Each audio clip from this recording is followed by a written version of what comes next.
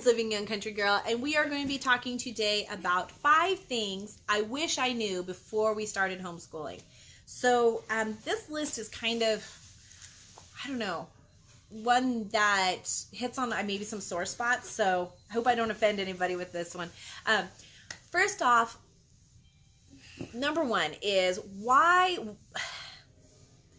when we go to homeschool, you usually are homeschooling because you're looking for something different than the traditional school. Yet, it seems like so often when you start homeschooling, you structure it like a traditional school because that's what you're used to, right? So I kind of wish, and I watched a lot of videos and a lot of amazing homeschoolers that have been so successful, and that's how they did it. So I felt like that's what I needed to do. I needed to structure it like they were doing it, and I needed it to be done during the day, first thing in the morning, after breakfast, we start schooling, we take a break at lunch, we finish up after lunch. I felt like that's how you were supposed to do it. Now, here's where the thing I wish I would have known. You don't have to do it that way. And I know that may sound so obvious, but at the same time, I feel so often when you start homeschooling, you are wanting to mimic what your kids came from. And so you start setting up your schedule to be that way. And you don't have to do that. You don't have to do that. That is one of the beautiful benefits of homeschooling is you can do it how you want. So that is my number 1 thing, was not like realizing I didn't have to do a traditional homeschool day the way school does it. And that's, like I said, seems like a no-brainer, but it's one of those things that I really struggled with at the beginning, was mimicking that homeschool or that school schedule at home. So number 2 is you don't need a classroom, okay? Yes, it may be a wonderful thing to have a big, beautiful setup classroom for your kids to homeschool in, but you don't need that by any means. I see all these amazing videos of homeschool families that homeschool on the road while they're traveling in an RV, and they make it work. So obviously you don't need a homeschool classroom. Again, it may be nice to have one, but you don't need one. We have a really small 5x7 space. It's not even a room because there's no doors on it, that we homeschool in, which is more than a lot of people have. But yet we make it work. And not only is it our homeschool room, it is also my work office. So we are able to fit all of that in. And I will link a video to our homeschool room. This is from last year. We'll be revamping a few things, but I will link a video to our homeschool room tour from last year. And when I get the homeschool room tour for this year done, I will put that down below too. But you work with what you got, and you don't have to have a designated room to do that. Like I said, I've seen so many amazing ideas where people homeschool at their dining room table. That again, I wish we had a big room for one reason, and that's because we like to actually lay on the floor and do our schoolwork. And in our home, the only place that there's carpet is in the bedrooms. So the kids' rooms are always covered with toys. Our room, we could come in here, but it's kind of our room, and I don't necessarily want to homeschool in here. So that is probably the one reason I wish we had a full designated room, because it's a tile room because it's not a bedroom. And so I did throw down a fluffy carpet, and we kind of cram on there halfway, and it works a little bit. But you don't have to do that. You can work with what you've got, and that's just it. We went from having a traditional big desk where everybody sat at and having all of the boards and everything to having a couch and 2 desks, because we found that we prefer it to be more of like a home school, where it really incorporates the home life. And if we're reading books or something, I much rather hop out to the couch and do that than do it in the room. So keep that in mind. You can homeschool anywhere. It doesn't require a homeschool, and I just don't want that to be something that stops you, because you can watch video after video of all these beautiful homeschool room tours and wish or dream that you had that and think that you can't do it until you have that, and that's not the case at all. Literally, each kid could have a tote, and that's it. Like a small tote that they stick in a cupboard somewhere, and when it's time to homeschool, you pull that out and you throw it in there. If you're doing the good and the beautiful, that is so awesome, because their books are very small. They fold up real easy. You throw them in a tote. Each kid has their tote, and you combine science and history are all done as all grades do it together. So really they only have handwriting, math, and language arts, and then their reading books, which if you have a bookshelf anywhere in your home, you can throw all their books on there. So it can be done super simple, especially when you have simpler curriculums like the Good and the Beautiful, which if you have not watched my reviews on that, be sure to check out my homeschool curriculum. They're usually the most latest downloaded ones should be at the top, and it shows all of the Good and the Beautiful videos. So that's number 2. Number 3 is you don't have to homeschool in the morning. And I kind of touched on that one in the first one, was the schedule. Again, you don't have to homeschool Monday through Friday. You don't have to homeschool, 9 to 5 or 8 to whatever, 8 to 3. You can homeschool whatever days you want. She's not a morning person. There's no way we could do a morning homeschool. So for us, we actually homeschool on Wednesday, Thursday, every other Friday, and then Saturday and Sunday. So we homeschool 4 days a week, and on Fridays we'll do, every other Friday is usually a fun Friday. So if there's something that needs to be caught up, then we catch up on that on Friday, or we do a field trip, or we just do whatever needs to get done. So Fridays are kind of a lax day. So we only homeschool 4 days a week. We start school at 1 and we continue through about 4. And if they haven't finished their schoolwork at 4, we've gone through all the subjects because we time it. If they're not finished when our time's up, we move on to the next subject, and then whatever's left over becomes their homework. So they can sit there some nights until 7:30. She's been working on schoolwork because she just couldn't focus and get her schoolwork done. So she's got to sit there and then go out and play and do other things.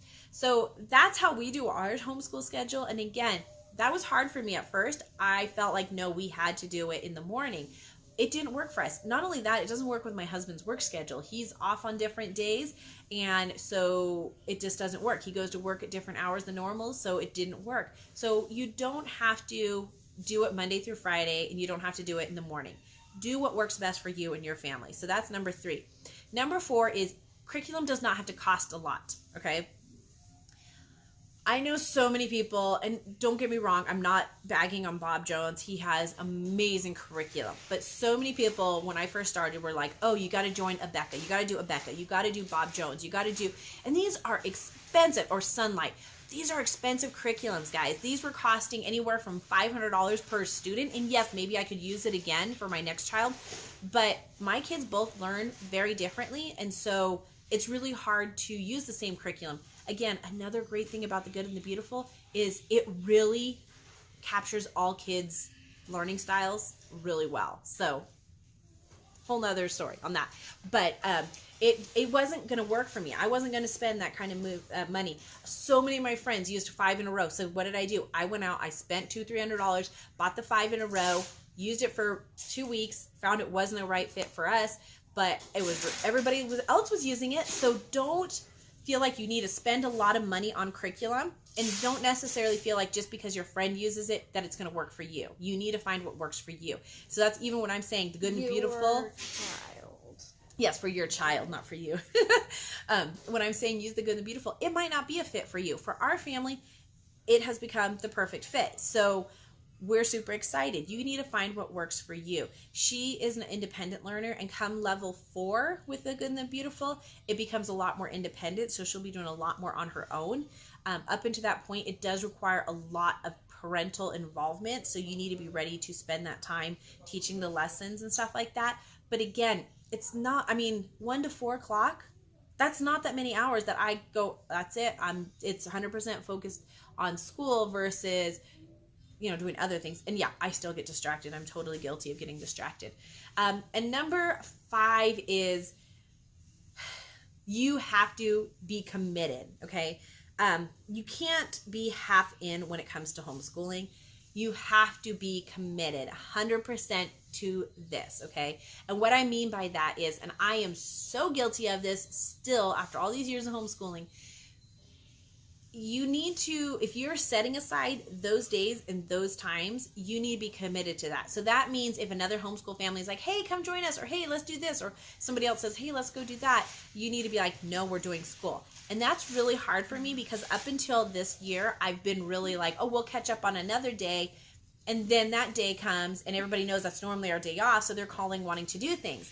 So be ready to be committed to that. Be ready to set aside that time. If you realistically don't have that kind of time to dedicate, and again, if you're doing a different curriculum, you're going to find that with whatever curriculum you're using, the time allotted that you're dedicated, to is going to be different. We tried Sunlight, where it was like all taught, to her. She does enjoy teaching textbooks. She's kind of gotten where she's getting bored with them. But we've tried curriculums where it's 100% with her at like doing it all, and she didn't really like it as much, and I didn't enjoy it because I found I wanted to spend more time with them in their homeschooling. I don't if I just want to send them off to a computer, why not send them off to school? I know there's so many other reasons why we homeschool, but you know what I mean? Like, I enjoy that time that I spend with them when we homeschool, so that's important. And that kind of goes along with being committed is, don't try to multitask while you're doing it, like, be committed that time to it. So those are kind of my 5 tip-ish ideas when it comes to things I wish I would have known before I homeschooled, to really just kind of do that. It's so easy to play the keeping up with the Joneses or keeping up with the Confessions of the Homeschoolers, like, because she is amazing, but that's not me. That's not my style. That's not our learning. That's not our schedule. So I had to really learn to not look at all of those websites and all of those videos and realize that I am not them. They are not me. What works for them won't work for me. And to really just realize that, we got to do what's best for us. So that's, I think, the number 1 tip is do what's best for you. Don't be comparing yourselves to anybody else. So, all right, guys, I hope those helped you out. If you guys are considering homeschooling, maybe those helped you out a little bit more. If you've been homeschooling for a while, maybe you can relate to what I talked about. I'd love to hear about in the comments below some of the tips or some of the things you wish you would have known before you started homeschooling, because I think everybody's list is going to be different, but I wanted to share mine with you. I hope you guys enjoyed it. Give it a thumbs up if you did, and be sure to subscribe if you have not subscribed, because I love sharing homeschool tips on Sundays with you, my YouTube family. Have a beautiful, blessed day. Bye. Jesus, wake me from my sleep. Father, come, breathe breath in me.